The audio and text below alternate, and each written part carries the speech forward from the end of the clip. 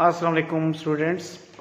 आज का हमारा revision lecture photo electric effect के टॉपिक पर है। आज हम अपने लेक्चर में फोटो इलेक्ट्रिक इफेक्ट के फिनोमिना को डिस्कस करेंगे।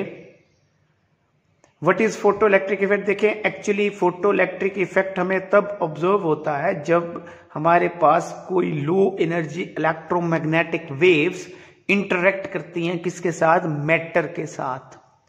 So this is the effect which is produced due to the interaction of low energy electromagnetic wave with matter। तो ये इफेक्ट हमें तब ऑब्जर्व होगा जब कोई लो एनर्जी इलेक्ट्रोमैग्नेटिक वेव किससे इंटरेक्ट करे? मैटर के साथ, मटेरियल पार्टिकल के साथ, मटेरियल ऑब्जेक्ट के साथ, फिर ये इफेक्ट ऑब्जर्व होगा। ये इफेक्ट आप यूं भी कह सकते हैं, it is the evidence of the particle nature of light. जी, लाइट की पार्टिकल नेचर का एक एविडेंस भी है। तो देखिए, इसको हम स्टार्ट करते हैं इसकी डेफिनेशन से। What is photo electric effect? Photo electric effect क्या है? Actually the emission of electrons from a metal surface when a light of suitable frequency is incident on it। देखिए मैंने क्या बताया? तो photoelectric effect is the emission of electron। photoelectric effect क्या है? the emission of electrons from metal surface when light of suitable frequency incident on it is called photo electric effect. तो देखिए क्या डेफिनेशन है इसकी, कैसे डिफाइन किया हमने इसको। ये फिनोमिना क्या है? The emission of electron from a metal surface when a light of suitable frequency is incident on it. जो इलेक्ट्रॉन्स इजेक्ट होंगे उन इलेक्ट्रॉन को हम यहां पर एमिटेड इलेक्ट्रॉन्स को फोटो इलेक्ट्रॉन्स का नाम देंगे। The emitted electrons, the emitted electrons are called photoelectrons. Emitted electrons को हम किसका नाम देंगे? फोटो इलेक्ट्रॉन्स का नाम देंगे, फोटो इलेक्ट्रॉन्स कहलाएंगे। देखिए, इस इफेक्ट को हम एक्सपेरिमेंट की मदद से समझते हैं। जो इसकी एक्सपेरिमेंटल अरेंजमेंट है, ठीक है, उसको हम पहले यहां पर समझेंगे। सबसे पहले जो एक्सपेरिमेंटल अरेंजमेंट है to explain the photoelectric effect, it consist of number 1, इसमें क्या क्या एक्सपेरिमेंटल अरेंजमेंट में क्या क्या पार्ट्स, क्या इसके हिस्से हैं। नंबर 1, देखिए इस एक्सपेरिमेंट के लिए हमें एक इवैक्यूएटेड ग्लास ट्यूब की जरूरत है विद 2 इलेक्ट्रोड्स। देखिए हमारे पास क्या होना चाहिए? Evacuated glass tube with 2 electrodes। यहां ग्लास ट्यूब को हम क्या बोलेंगे? X। ग्लास ट्यूब को हम क्या बोलेंगे? X। तो देखिए ये हमारे पास ये एक इवैक्यूएटेड ग्लास ट्यूब है, और glass tube, evacuated glass tube से X, इसे आप X कह दें। ये X ग्लास ट्यूब है and it has 2 electrodes and it consists of 2 electrodes। इसमें 2 इलेक्ट्रोड्स है हमारे पास। यकीनन एक कैथोड होगा और एक एनोड होगा। ठीक है, इलेक्ट्रोड जो हमारे पास है कैथोड, जिससे हम कैथोड कहते हैं यहां पर, ठीक है, ये कनकेव शेप्ड होगा and connected with the negative terminal of the battery. इसको हम negative terminal of the battery से कनेक्ट करेंगे। ये कनकेव शेप, ये ऐसा, ये हमने ऐसा यहां पर देखिए, ये एक इलेक्ट्रोड जिसे हमने क्या बोला कैथोड, कैथोड, इसको हम सी लिखेंगे यहां पर। ये कैथोड है, it is connected with the negative terminal of the battery. इसको हम बैटरी के नेगेटिव टर्मिनल से कनेक्ट कर देंगे। तो हमारे पास क्या है, इलेक्ट्रोड, इलेक्ट्रोड सी, ये कनकेव शेप है, कनकेव शेप्ड,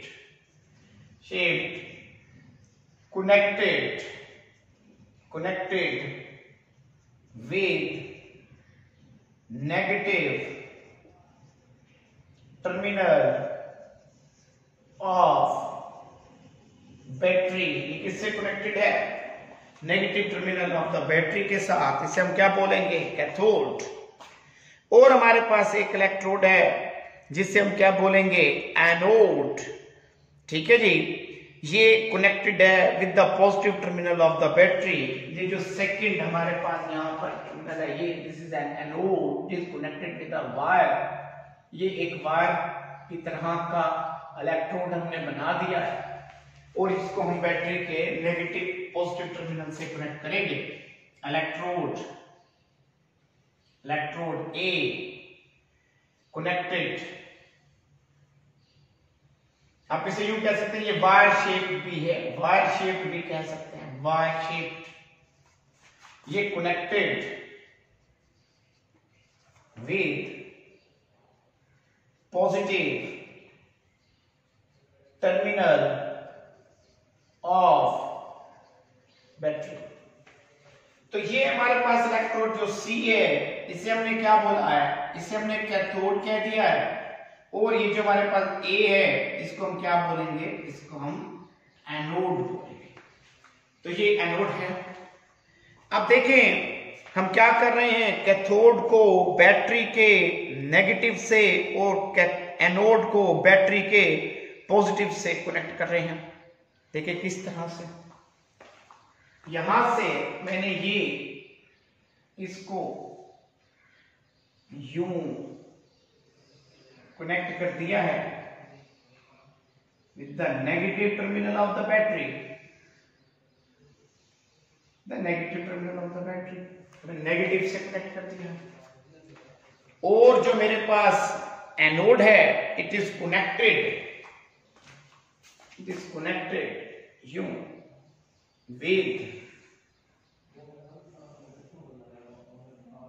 ये कनेक्ट करेंगे हम किसके साथ, with positive terminal of the battery. इसको किससे कनेक्ट करेंगे, बैटरी के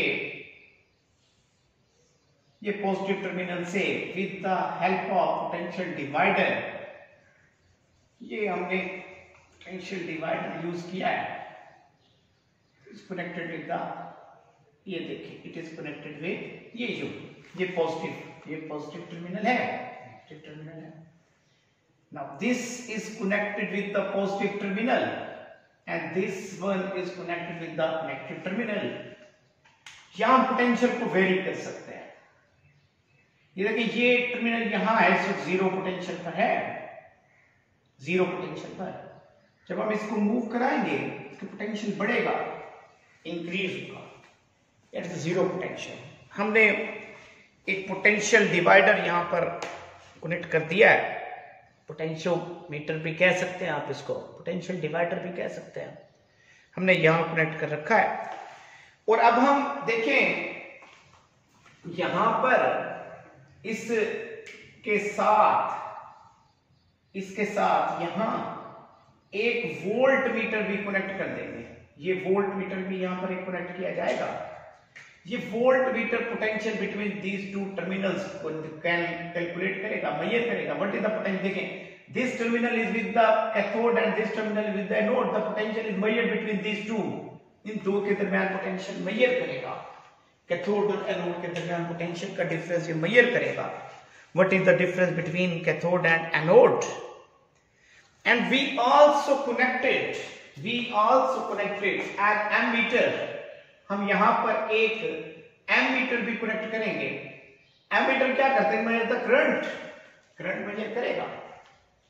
देखिए एक बात आप ज़हन में रखें, जब ये टर्मिनल और ये टर्मिनल, देखिए ये जो कैथोड और ये जो एनोड है, ये कैथोड और ये cathode is connected with this point.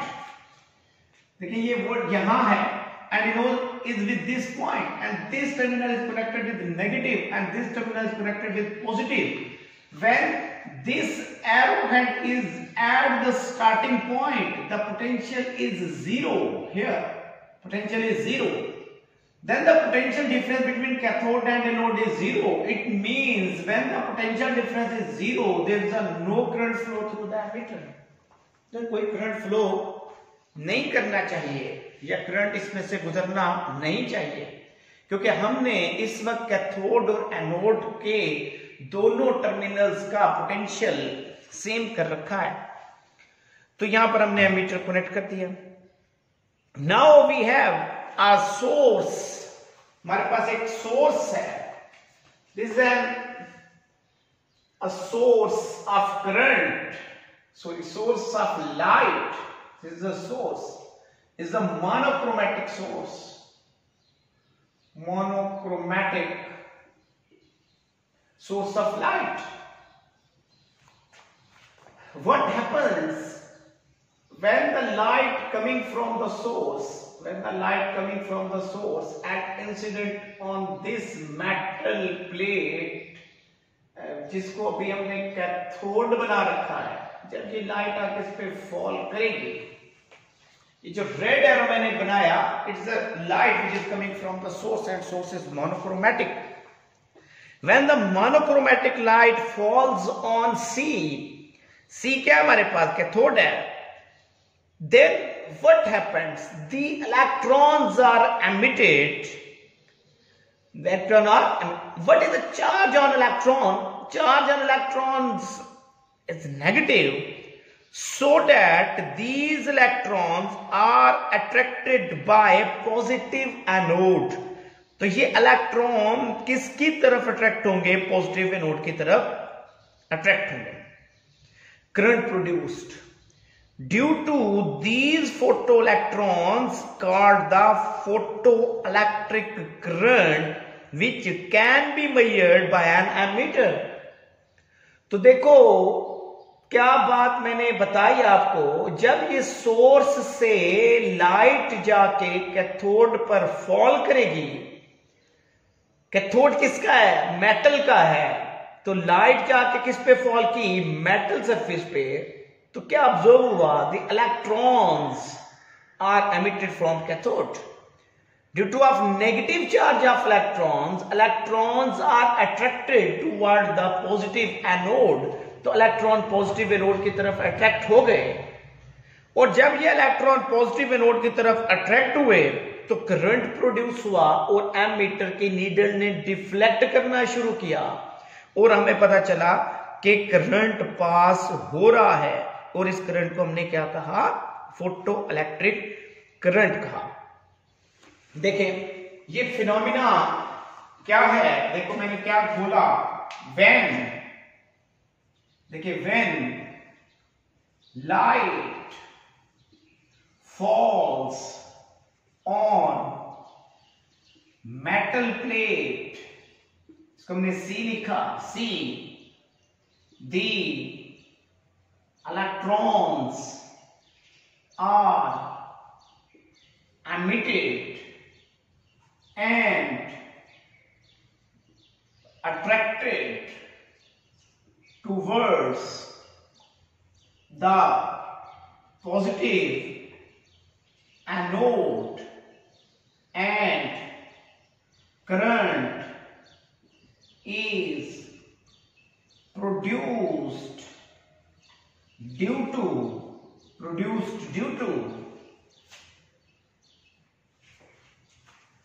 these photoelectrons called photoelectric current। देखिए आप एक बात ज़हन में रखें अपने, मैंने अभी आपको कहा था कि कैथोड और एनोड दोनों का पोटेंशियल इस वक्त सेम है। एमीटर की नीडल को क्या करना चाहिए, डिफ्लेक्ट नहीं होना चाहिए, कि potential difference is same. The potential of cathode and anode is same and the potential difference is zero, so that the current cannot flow through emitter. But when the light falls, the emitter needle deflects and shows the current. तो ये क्या show करेगी, current को show करेगी। If you cut off the light, what does it mean?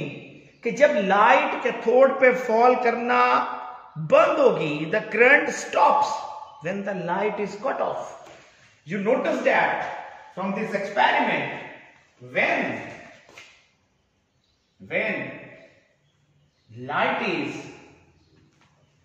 cut off, जब light cut off होगी, current stops, तो needle galvanometer ammeter की कहां चली जाएगी, जीरो पर, वो करंट नहीं मिलेगा। तो क्या साबित हुआ इस बात से, इस बात ने क्या प्रूव किया? The current flows because of incident light. The current is called photoelectric current. जो करंट है वो किसकी वजह से है, वो इंसिडेंट लाइट की वजह से। देखिए मैंने आपको पहले कहा है कि हमने इसका पोटेंशियल और इसका पोटेंशियल सेम कर रखा है, बस इस बैटरी की वजह से तो कोई करंट फ्लो करने वाला ही नहीं है, क्योंकि ये terminal same potential, the potential difference between these two is zero. तो अब करंट कैसे आया? It means when the light falls on the cathode, जब लाइट ने फॉल किया तो इसका मतलब वहां से करंट प्रोड्यूस होना शुरू हुआ, और जब लाइट कट ऑफ हुई तो करंट जीरो हो गया। It means this proves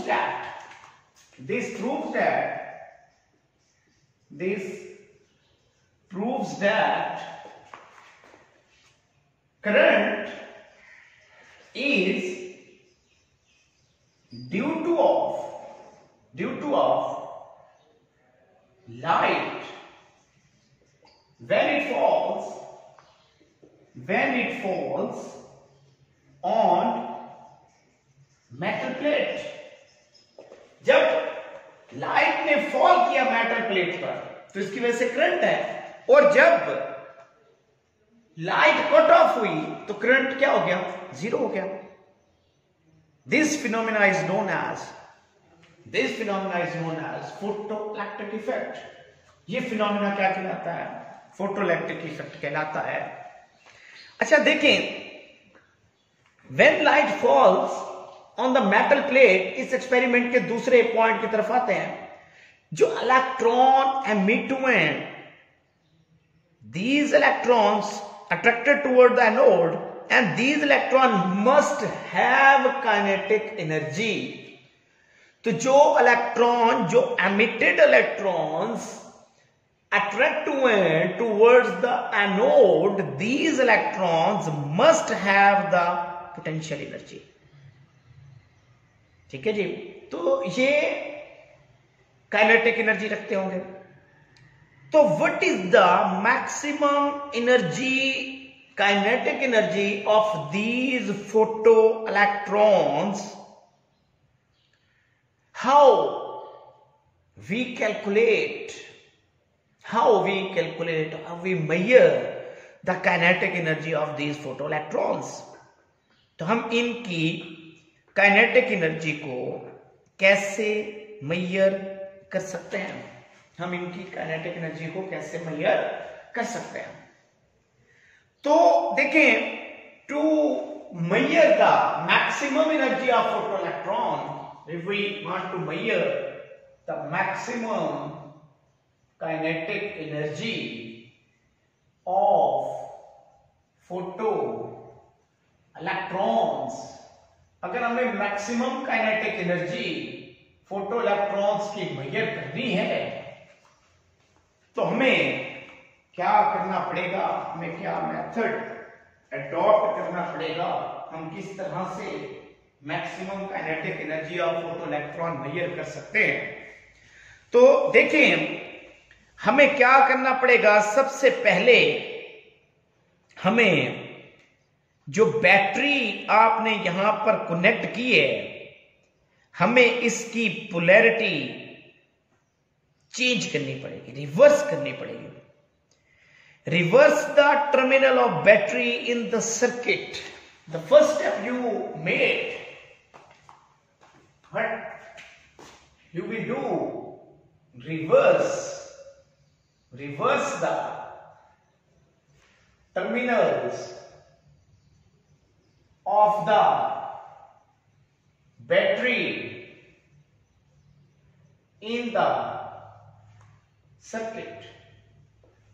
battery के टर्मिनल्स को रिवर्स करते हैं, मतलब ये जो नेगेटिव था पहले, ये जो नेगेटिव था इसको आप कर दें पॉजिटिव, और जो पॉजिटिव था इसको आप कर दें नेगेटिव। पॉजिटिव कर दें, इसको आप नेगेटिव कर दें। मसलन जो पहले पॉजिटिव कैथोड, जिससे हम कह रहे थे कनकेव शेप मेटल प्लेट, जिसको आपने पॉजिटिव से कनेक्ट किया था, नेगेटिव से कनेक्ट किया था, now it will connected with the positive, and anode जो पहले पॉजिटिव से कनेक्टेड था, now it will connected with the negative.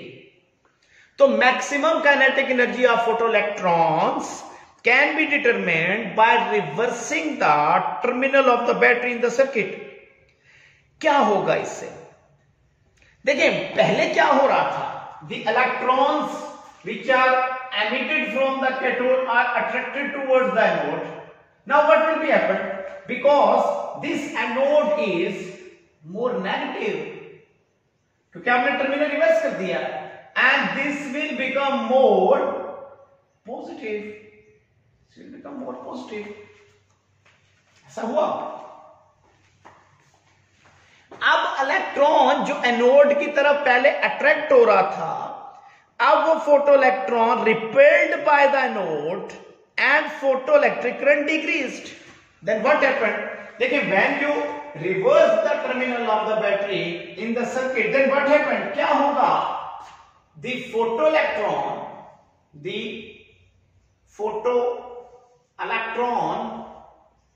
repelled by the anode, ये एनोड से रिपेल होना शुरू हो जाएगा।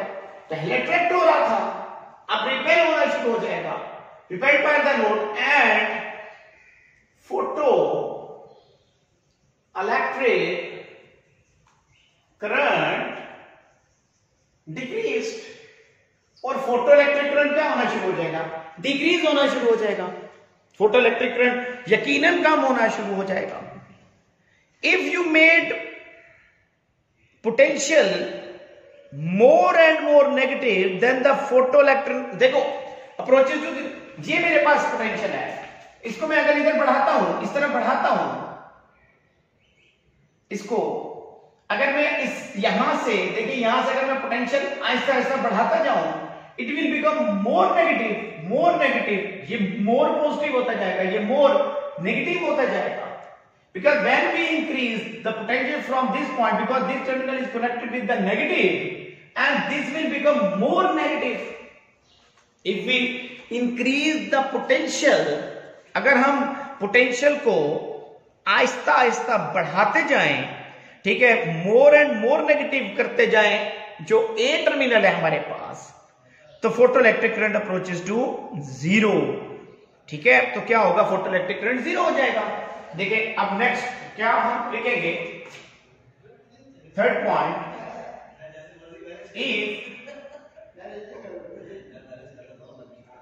If potential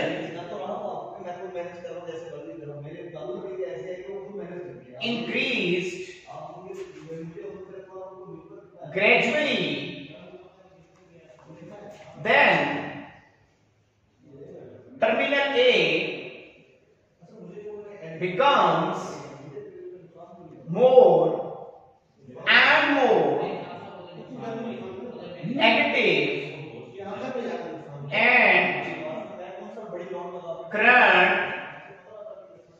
decreased and at some value of potential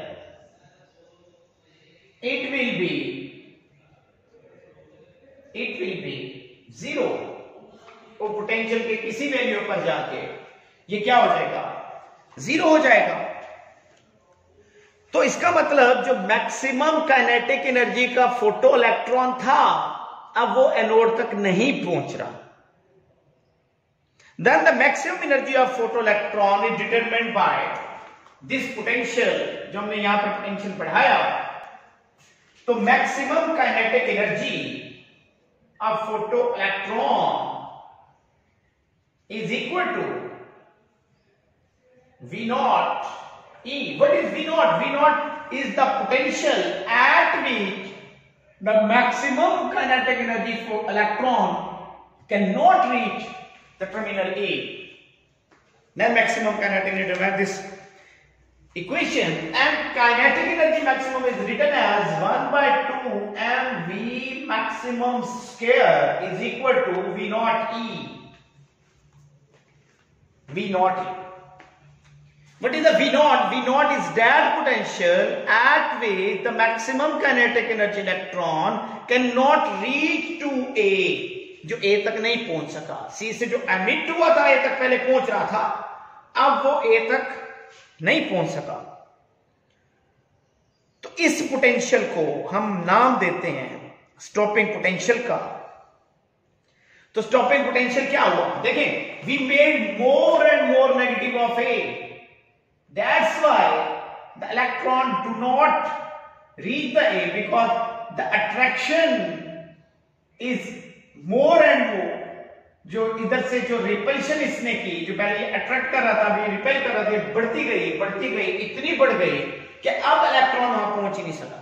तो स्टॉपिंग पोटेंशियल को क्या कहते हैं, ये negative potential of anode at which the photoelectric current become zero. तो potential of anode, potential negative potential of anode, the negative potential of anode at which photoelectric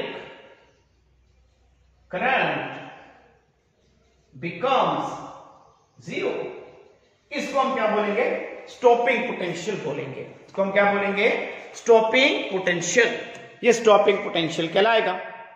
This is known as stopping potential.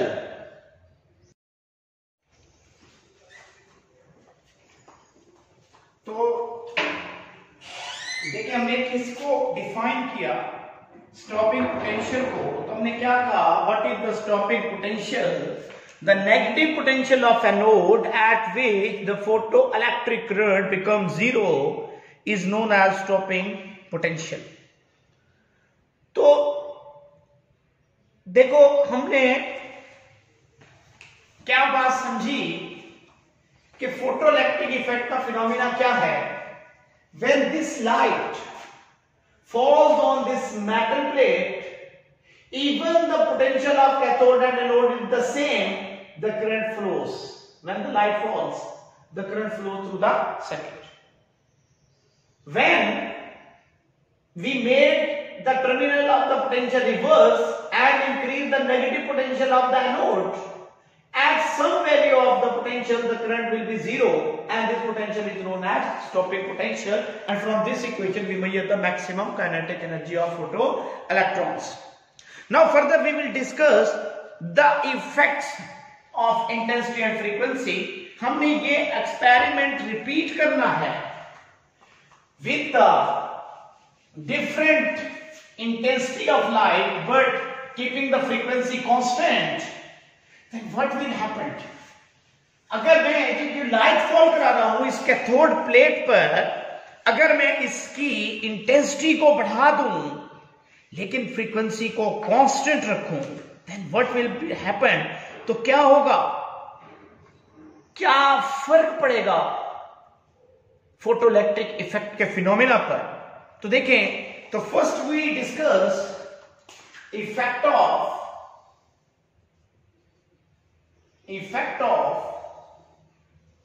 intensity of incident light. तो हमने क्या करना है? We increase the intensity of light keeping the frequency constant. तो हमें क्या observe होगा? The photoelectric current increased with the intensity of the light. देखो, अगर मैं इसी रिजल्ट को ग्राफिकली देखूं, we have two axes. One is an x-axis, one is the y-axis. If on y-axis we show the photoelectric current, and on x-axis the applied voltage, the photoelectric current, इसे मैं IP लिख रहा हूं, and this is the applied voltage V. If you use the intensity I1 of light, intensity I1, this is the result at intensity I1, and this is the result at intensity I2, and I2 is greater than I1. जब हमने light use की, पहले उसकी intensity क्या थी? I1 थी, फिर उसकी इंटेंसिटी को बढ़ाया, इंक्रीज किया, और इंटेंसिटी क्या हो गई? I2 हो गई। तो हमने क्या देखा? Experimentally the current will increase. देखिए, photoelectric current increase from this point to this point with the increase in intensity. Photoelectric current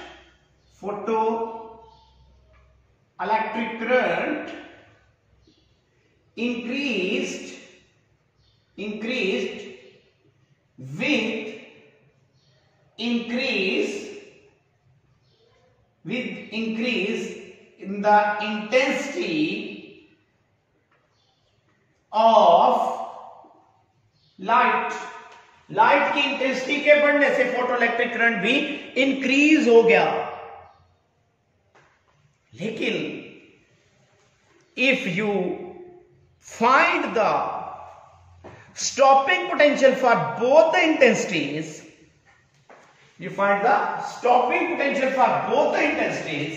stopping potential for the intensity of light I1 and stopping potential for the intensity of light I2 will be same.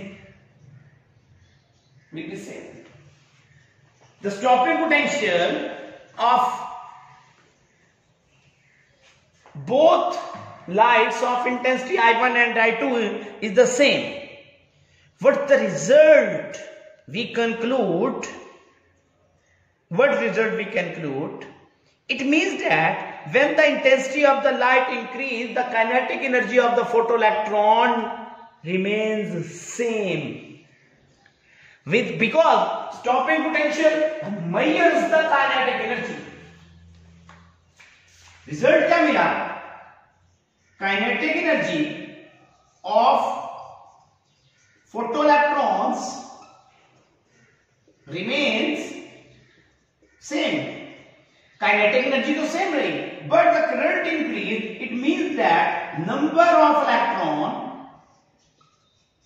electrons ejected increased.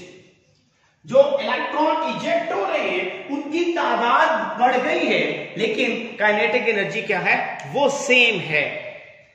From this graphical explanation and this experimental result which we show graphically, we conclude that kinetic energy of photoelectron remains same, but the number of electron ejected increase with the increase in intensity. Intensity के बढ़ने से kinetic energy पे कोई फर्क नहीं पड़ा, लेकिन eject होने वाले इलेक्ट्रॉन्स की तादाद बढ़ गई। Now we repeat this experiment again with the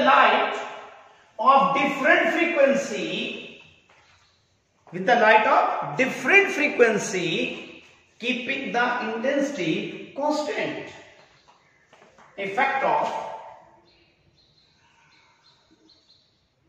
effect of frequency. Effect of frequency.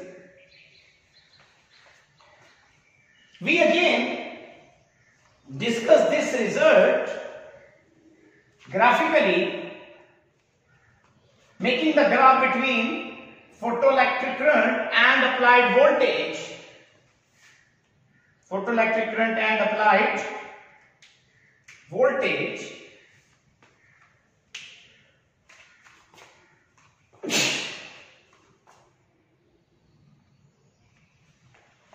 If we use the light of frequency f1 and we use the light of frequency f2, where frequency f2 is greater than frequency f1, हमने जो light अब use की है उसकी पहले frequency को क्या adjust किया f1, फिर उसकी फ्रीक्वेंसी को क्या एडजस्ट किया f2. What happened? The photoelectric effect current remains same. So, what is the result? With increase in frequency of incident light,